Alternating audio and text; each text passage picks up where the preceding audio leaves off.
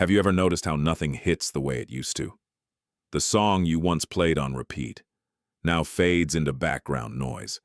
The food that once felt indulgent tastes fine. The achievement you worked months for gives you a rush that lasts minutes, maybe hours, before dissolving into a quiet emptiness.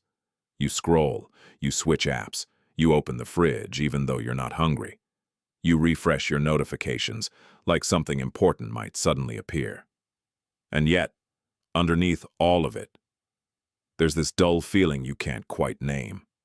A sense that no matter how much you consume, no matter how much you achieve, it's never enough.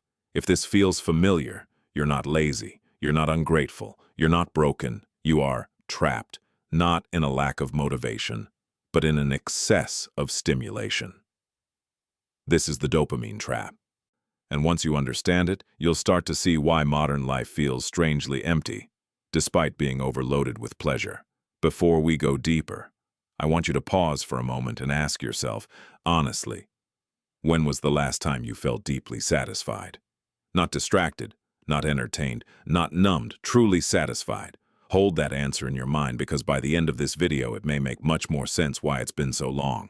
Dopamine is often misunderstood. We call it the pleasure chemical, but that's not entirely accurate. Dopamine isn't about pleasure, it's about pursuit.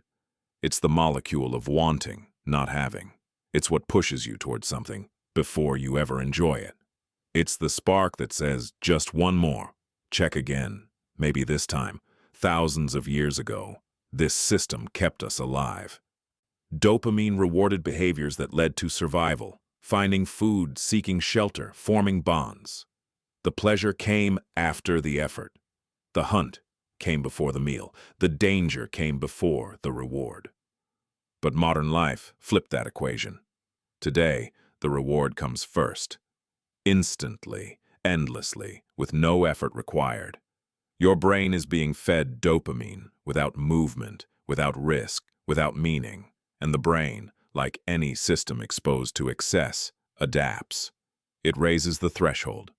What once felt exciting now feels normal. What once felt normal now feels dull.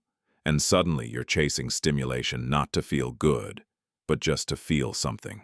This is why boredom feels unbearable now, why silence feels loud, why doing nothing feels wrong. Your nervous system has forgotten how to exist without constant input. And here's the most dangerous part of the dopamine trap. It doesn't feel like a problem at first. It feels like convenience, like entertainment, like freedom, but slowly, subtly, it rewires you. You start to lose interest in slow things. Conversations that don't immediately stimulate you. Books that take time to unfold. Goals that require patience. Relationships that demand presence. Your attention fractures. Your motivation weakens. Your baseline mood drops. And when nothing feels good anymore, you don't assume the system is broken. You assume you are, so you push harder. You consume more. You chase bigger highs. But dopamine doesn't work that way. Every spike comes with a cost. What goes up must come down, and the higher the spike, the deeper the crash. After the binge comes the emptiness. After the excitement comes the numbness. After the scroll comes the silence that feels heavier than before. This is why you can spend hours consuming content and feel exhausted afterward. Why pleasure leaves you drained instead of fulfilled. Why rest doesn't feel restful anymore. Your brain is tired of being pulled forward without ever arriving. There's a quiet grief in this state. A mourning for a version of yourself that could enjoy simple things. A version of you that could sit still, focus deeply, feel satisfied by progress instead of stimulation, and that grief often turns inward. What's wrong with me? Why can't I enjoy anything? Why do I feel empty even when my life looks fine? But the question isn't what's wrong with you. The question is what you've been training your brain to expect. Because dopamine doesn't care about meaning. It cares about novelty. It cares about unpredictability. It cares about anticipation. And modern systems are engineered to exploit that. Notifications, infinite scroll, algorithmic feeds, variable rewards. You never know what's coming next. And that uncertainty keeps the dopamine flowing. The problem is that meaning lives on the opposite side of that equation. Meaning requires depth, continuity, effort, presence, and those don't spike dopamine, they stabilize it. So when your brain becomes addicted to spikes, stability starts to feel like boredom. This is why peace can feel unsettling, why stillness feels uncomfortable, why you reach for your phone the moment there's nothing demanding your attention. Your nervous system has been conditioned to equate stimulation with safety, and when stimulation disappears, your brain panics. But here's the truth. Most people never hear that discomfort isn't a sign that something is wrong. It's a sign that something is healing. The emptiness you feel when you stop overstimulating isn't a void. It's withdrawal. Your brain is recalibrating, and that recalibration is uncomfortable because it forces you to confront what stimulation has been masking: fatigue, loneliness, unprocessed emotions, directionless effort, a life lived reactively instead of intentionally. The dopamine trap doesn't just numb pleasure, it numbs clarity. When you're constantly chasing the next hit, you never ask where you're actually going, and that's where the deepest dissatisfaction comes from. Not from lack of pleasure, but from lack of alignment. You're busy, but not fulfilled. Stimulated, but not satisfied. Occupied, but not alive. So how do you escape the dopamine trap? Not by eliminating pleasure, not by becoming rigid or extreme, but by restoring balance. By teaching your brain that satisfaction comes from depth, not speed. This begins with something deceptively simple: letting yourself be bored. Boredom is not the enemy. It's the doorway. It's the signal that your brain has stopped being spoon-fed stimulation and is ready to generate something of its own. Creativity lives there. Insight lives there. Desire lives there. But only if you don't escape the moment it appears. The second shift is effort before reward. Doing things that feel meaningful, even when they don't feel exciting at first. Reading slowly, training consistently, creating without immediate validation, having conversations without multitasking. These activities don't spike dopamine, but they rebuild sensitivity to it. They lower the threshold, they restore contrast, and gradually, subtly, things start to feel rich again. Music feels deeper. Progress feels satisfying. Rest feels restorative. Silence feels calm instead of empty. Not because life changed, but because your nervous system did. Another crucial piece is understanding that motivation follows action, not the other way around. The dopamine trap convinces you that you need to feel inspired before you act. But in reality, action generates the signal. Effort creates momentum. Consistency creates desire. Waiting to feel like it keeps you stuck in consumption mode. Choosing to act despite not feeling like it rebuilds agency, and agency is the antidote to emptiness. Ask yourself this: how much of your day is spent responding versus choosing, reacting versus creating, consuming versus building? The more reactive your life becomes, the more dependent you become on external stimulation to feel okay. The more intentional your life becomes, the less you need constant input to feel alive. Escaping the dopamine trap isn't about becoming less human. It's about becoming more present, more connected to effort, more tolerant of stillness, more aligned with values instead of impulses. And this isn't a quick fix. It's a slow return. A return to a pace your nervous system can trust. A rhythm your mind can rest inside. A life where pleasure isn't squeezed dry by overuse, but rediscovered through restraint. You don't need more stimulation. You need space. Space to feel again. Space to want again. Space to choose what actually matters, and maybe the most important realization of all is this: nothing feels enough anymore, not because life has less to offer, but because you've been taught to consume it too fast to taste it. It's the moment when you finally slow down, and instead of peace, you feel restless. Instead of clarity, you feel exposed. Instead of relief, you feel an urge to escape back into distraction. This is the moment where most people turn back. They assume something is wrong. They assume they've made a mistake. They assume that if slowing down feels bad, then speeding up must be the solution. But this moment, the discomfort, the agitation, the sense of "I don't know what to do with myself," is not failure. It's the nervous system waking up, for years, maybe without realizing it. You trained your brain to associate stimulation with regulation. Every time you felt bored, anxious, lonely, uncertain, or tired, you reached for something external. A screen, a sound, a scroll, a hit of novelty. You never learned how to stay with yourself in an unaltered state. So when the stimulation stops, your mind doesn't relax, it panics. This panic often disguises itself as urgency. I should check something. I should do something. I should optimize this moment. But beneath that urgency is a deeper fear. If I stop moving, what will I feel? And that question is the real reason the dopamine trap is so hard to escape. Because when stimulation is removed, what remains is not emptiness. It's everything that was postponed. Unprocessed grief, suppressed anger, loneliness you never named. A sense of misalignment you kept ignoring. A quiet dissatisfaction that had nowhere to land. Dopamine didn't cause these things. It just kept you from noticing them. And here's the uncomfortable truth. Healing doesn't start when you feel better. It starts when you stop running. This is why so many people say, "I tried slowing down and it made me feel worse." What they really mean is, I stopped numbing and I finally felt what was already there. And that's not a sign to go back. That's a sign you've reached the doorway. The dopamine trap doesn't just dull pleasure. It fragments identity. When your attention is constantly pulled outward, you lose contact with your inner signal. You stop knowing what you want, not because you don't want anything, but because your wants have been overridden by algorithms, trends, metrics, and endless comparison.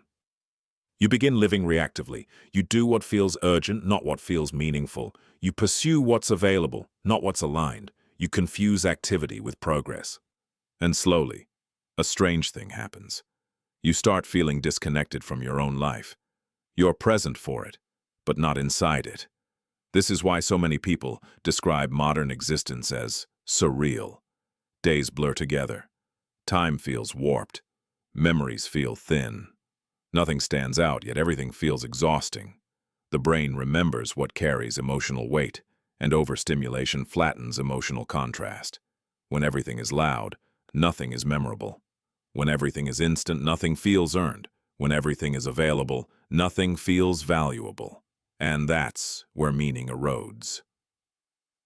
Meaning isn't something you find, it's something that forms when effort meets resistance over time.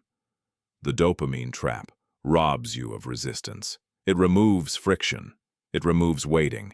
It removes the slow burn. And without resistance, the psyche weakens. Not because you're incapable, but because you've been under-challenged in the wrong ways and overstimulated in the wrong ones. Your brain isn't tired because you've done too much. It's tired because you've done too little that actually mattered to you. This is where the shift begins, not with productivity hacks, not with detox extremes, but with rebuilding tolerance for slowness, effort, and uncertainty. One of the most radical things you can do in the modern world is to do one thing at a time, to read without checking, to listen without interrupting, to work without background noise, to walk without a destination. At first, this feels unbearable. Your mind rebels, thoughts multiply, restlessness rises, you feel pulled to escape. That's not boredom. That's dependency dissolving. Every urge you don't immediately obey weakens the loop. Every moment you stay present without stimulation rewires your baseline. This is how sensitivity returns. And sensitivity is not weakness. It's the ability to feel deeply again. But here's the paradox. When sensitivity returns, so does discomfort. You feel more. You notice more. You can no longer hide from misalignment. And this is where many people confuse awakening with anxiety. They think, I was calmer when I was distracted. But numbness is not calm. Avoidance is not peace. True calm comes from coherence, when your actions, values, and nervous system are aligned. And that alignment requires honesty. Honesty about how you spend your time. Honesty about what you're avoiding. Honesty about what you keep numbing instead of addressing. Ask yourself this, and don't rush to answer. If all easy stimulation disappeared tomorrow, what would be left in your life? Who would you be? What would you face? What would demand your attention? That question isn't meant to scare you. It's meant to clarify. Because the dopamine trap doesn't steal joy directly. It steals direction. And without direction, pleasure feels hollow. Another uncomfortable realization is this. Not everything that feels good is good for you, and not everything that feels boring is meaningless. Growth often feels quiet. Purpose often feels repetitive. Fulfillment often feels unspectacular in the moment. But over time, it accumulates. The dopamine trap trains you to seek intensity. A meaningful life is built on consistency. This is why people burn out chasing excitement but feel grounded, building routines. Not rigid routines, but intentional ones. Routines that protect attention. Routines that anchor effort. Routines that make space for depth. When you remove constant novelty, your brain begins to generate curiosity again. When you stop feeding it instant rewards, it starts craving real ones. And slowly, motivation returns. Not as a rush, but as a quiet pull. A sense of, this matters to me. That feeling cannot be hacked. It must be cultivated. And cultivation takes time. This is where patience becomes the missing skill. The dopamine trap makes patience feel intolerable. It trains you to expect immediate feedback, immediate validation, immediate relief. But the nervous system wasn't built for that pace. Your mind needs time to digest experience. Your emotions need time to process meaning. Your identity needs time to form continuity. When everything is immediate, nothing integrates. And without integration, life feels fragmented. One more difficult truth. Overstimulation doesn't just affect pleasure, it affects self-worth. When your brain is constantly chasing external hits, your sense of value becomes externally regulated. Likes, views, responses, outcomes. You start measuring yourself by reaction instead of intention. And when reaction disappears or isn't enough, you feel invisible. This creates a subtle dependency. If I'm not being stimulated or validated, I don't exist. Escaping the dopamine trap means reclaiming internal reference points, doing things that matter even when no one sees, choosing depth over display, finding satisfaction in effort, not applause. This doesn't make life smaller. It makes it real, and real life doesn't hit like a spike. It resonates like a chord. It stays with you. As you move forward, expect resistance. Expect moments where old habits pull you back. Expect days where nothing feels rewarding. That doesn't mean you're failing. It means your brain is recalibrating to a more human rhythm. A rhythm where joy isn't forced, where focus isn't fractured, where meaning isn't outsourced. Before we end, I want to ask you something, again, honestly and maybe uncomfortably. What are you using stimulation to avoid feeling, not judging, not fixing, just noticing? Because on the other side of that avoidance is clarity, and on the other side of clarity is agency, and on the other side of agency is a life that doesn't need constant escape. Nothing feels enough anymore because enough doesn't come from more. It comes from presence, and presence can only exist where attention is protected. There is a moment that comes after you recognize the dopamine trap, and it's quieter than you expect. It's not dramatic. There's no sudden clarity, no instant motivation, no cinematic turning point. Instead, there's a strange stillness, a pause where your brain reaches for something, your phone, a distraction, a hit, and nothing satisfies the urge the way it used to. And in that pause, a question begins to form. If I stop chasing stimulation, what's left? This is where most people turn back. Because when the noise fades, you don't immediately find peace. You find yourself. And for many of us, that's unfamiliar territory. We've spent years outsourcing our sense of meaning to algorithms and schedules, expectations, and feedback loops. So when those systems stop delivering the same emotional return, we don't just feel bored. We feel exposed. The dopamine trap doesn't only numb pleasure. It shields you from yourself. It keeps you busy enough to avoid asking hard questions. It keeps you entertained enough to avoid feeling lonely. It keeps you stimulated enough to avoid confronting whether the life you're living actually fits who you are. And when that shield weakens, Something deeper surfaces: restlessness. Not the kind that says, "I need excitement," but the kind that whispers, "Something is misaligned." This is the part no one warns you about. When you step off the dopamine treadmill, your mind doesn't immediately become calm. It becomes honest. You start noticing which habits were compensations, which pleasures were distractions, which goals were borrowed instead of chosen.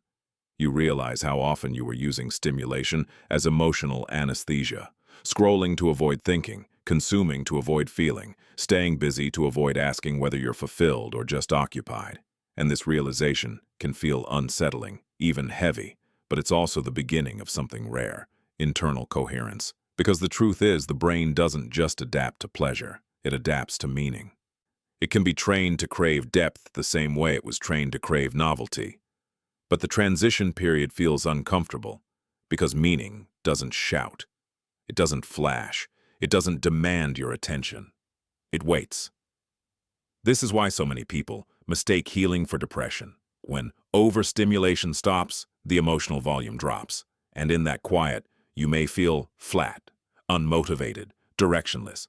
But what you're actually experiencing is a nervous system relearning baseline. You're learning what enough feels like again. And that process is slow because it requires you to stop outsourcing your sense of worth to external signals: likes, messages, productivity, achievement, constant proof that you matter. The dopamine trap conditions you to believe that value must be constantly reinforced. That if something doesn't immediately reward you, it isn't worth doing. That if you're not excited, you're failing. But a meaningful life doesn't feel exciting most of the time. It feels grounded. It feels stable. It feels quietly intentional. And that kind of life can feel almost invisible when you're used to constant stimulation. This is where discipline gets misunderstood. People think escaping the dopamine trap requires extreme self-control, rigid routines, or cutting out everything enjoyable. But discipline, in its truest form, isn't about restriction. It's about direction. It's choosing what you want your attention to nourish, because attention is not neutral. What you give it to shapes what you become sensitive to. What you repeatedly consume trains your emotional appetite. If your attention is scattered, your satisfaction will be shallow. If your attention is focused, your satisfaction will deepen. This is why small changes matter more than dramatic detoxes. Why consistency beats intensity. Why reducing noise is often more powerful than adding productivity. You don't need to quit everything. You need to stop letting everything compete for your nervous system at the same time. One conversation at a time, one task at a time, one moment at a time. Presence is not glamorous, but it's where life actually happens. And here's the paradox most people miss. When you stop chasing dopamine, motivation doesn't disappear. It reorganizes. It shifts from impulsive wanting to intentional desire, from craving stimulation to pursuing coherence. You start wanting things that take time, things that require effort, things that don't immediately reward you but slowly change you. And that's when something unexpected happens. You begin to trust yourself again. Because the dopamine trap erodes self-trust. It trains you to react instead of choose, to follow impulses instead of values, to seek relief instead of resolution. Escaping it rebuilds agency. You no longer need to ask, "What will make me feel good right now?" You start asking, "What kind of person am I becoming?" And that question changes everything. It changes how you spend your mornings, how you handle boredom, how you relate to discomfort, how you define success.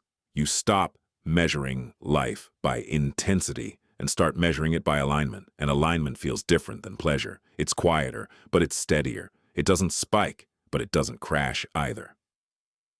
This is why people who slow down often look calmer, not happier. They're not chasing highs. They're standing on something solid. And once you experience that, the endless chase loses its appeal.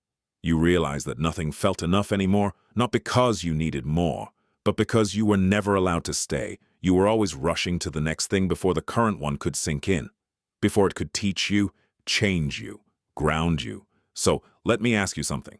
Another question worth sitting with. What if the discomfort you're avoiding is actually the doorway to the life you want? What if boredom isn't a flaw but a signal that your nervous system is ready for depth? What if your lack of motivation isn't laziness but resistance to a life that no longer fits? The dopamine trap convinces you that relief is the goal. But meaning requires tolerance for silence, for effort, for uncertainty. And when you develop that tolerance, life doesn't become louder. It becomes clearer. You start noticing what actually matters to you when the noise falls away. And that clarity is worth more than any spike of pleasure. Because spikes fade, but coherence stays. If this resonated, don't rush away from it. Let the feeling linger. Let the quiet do its work. And before you go, I want you to reflect on this. And if you're willing, share it below. What is one habit you suspect has been stealing depth from your life instead of adding to it? And what might change if you reclaim that attention for something slower, but more meaningful? You're not behind. You're not broken. You're just waking up from a system that taught you to consume instead of inhabit your life. And that awakening, however uncomfortable, is the beginning of enough. Before you go, I want you to reflect on this, and if you feel comfortable, share it in the comments because someone else needs to read it too. What is one thing in your life that used to feel meaningful but now feels dull? And what would happen if you slowed down enough to meet it again without rushing to the next hit? You don't need to escape your life. You don't need a bigger high. You don't need to become someone else. You need to come back to yourself because satisfaction was never missing. It was just drowned out by noise. Thank you for being here. Thank you for listening. And if this resonated, sit with it for a moment before moving on. Let your mind breathe. I'll see you in the next one.